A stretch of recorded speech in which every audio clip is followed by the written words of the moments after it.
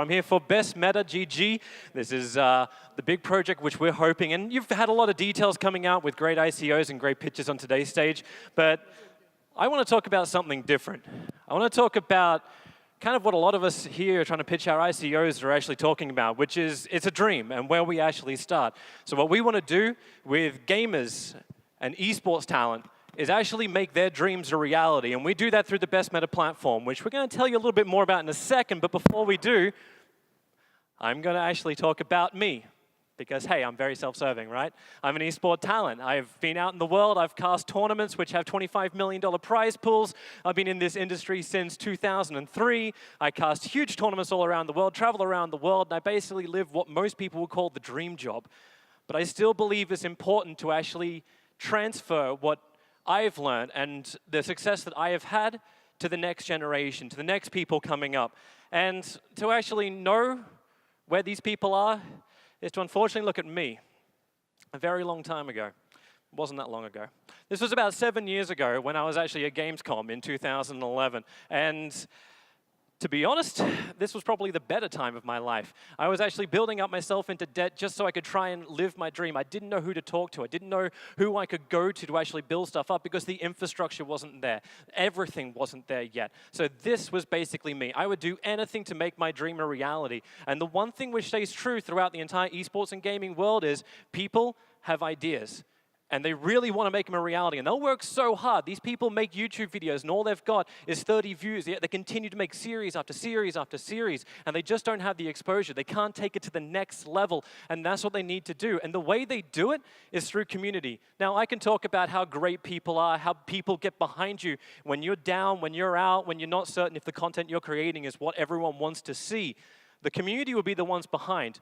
But this is a wonderful place where we talk about blockchain and crypto. So we can actually bring in the numbers, and we can actually show you how communities can rally behind their talents, but rally behind the people they really care about, people who have so many followers on social media. But it's not just that, it's the dedicated fans. These are how cult movies begin. Someone has a dream, someone has an idea, and someone else believes in them enough to actually back them. This is from the International. This is the tournament which has the $25 million prize pool. $1.6 million was put in by Valve. The rest was community funded. And they had a return of service for all it was. And this was only a fraction of the money that they actually put in. So it was like a quarter, 25% of what they spent on digital items was transferred into the prize pool for the International. And they managed to raise up $23.1 million just by themselves.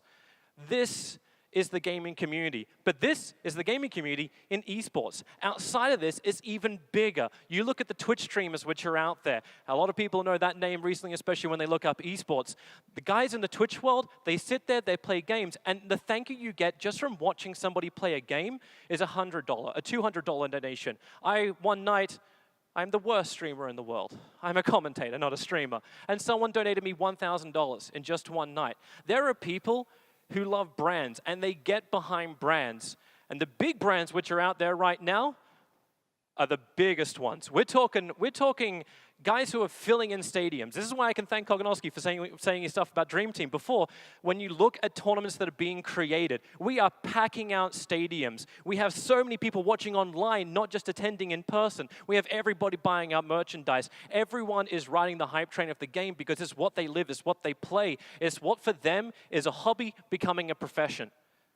And that's where we kind of want to take this. So you have all these content creators. You have people who want to be creative. They're doing things in so many different areas. We're a very budding industry. We're a very adolescent industry. And we're looking for people who can basically connect everything together to actually go to the next step. And the people who are there are the gamers. Now, when I say gamers, you're probably thinking I'm going to be speaking a different language in just a second as I start listing off game after game or I try explaining gaming. I don't even want to do that. I want to actually show to everyone here that they're actually probably a gamer already. Who has challenged their mother to Facebook solitaire? Something along these lines. This is a gamer. A smartphone is capable of running any kind of game. One of the big games which are coming up recently, even Vainglory, it's not played on a PC, it's played on a mobile phone. You have people standing on stages playing for large sums of money, and all they're doing is playing from their mobile phones. This is the audience you're starting to reach, and people understanding that this audience is great to reach. There's so many people coming into this scene, big investors into the esports world, but even more people are looking closer at just the content creators, the ones who bring in specific content that target a very specific group.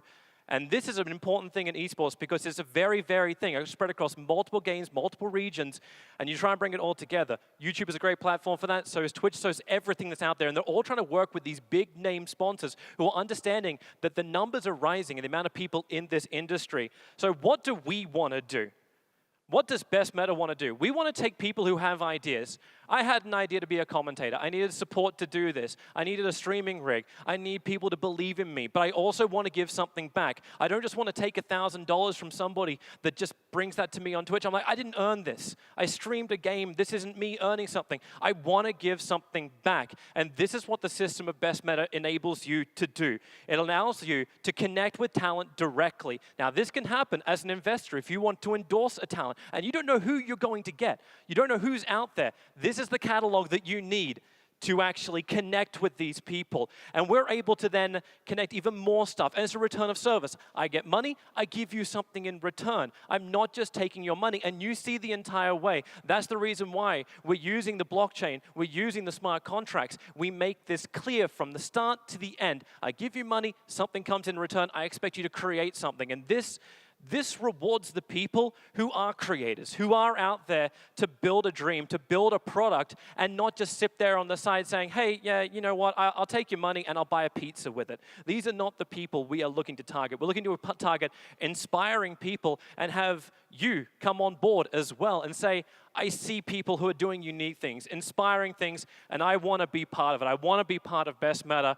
I hope to talk to more of you all about this because for me, this is a big project, and I hope you get behind it as well. Thank you very much. I'm Toby Dawson.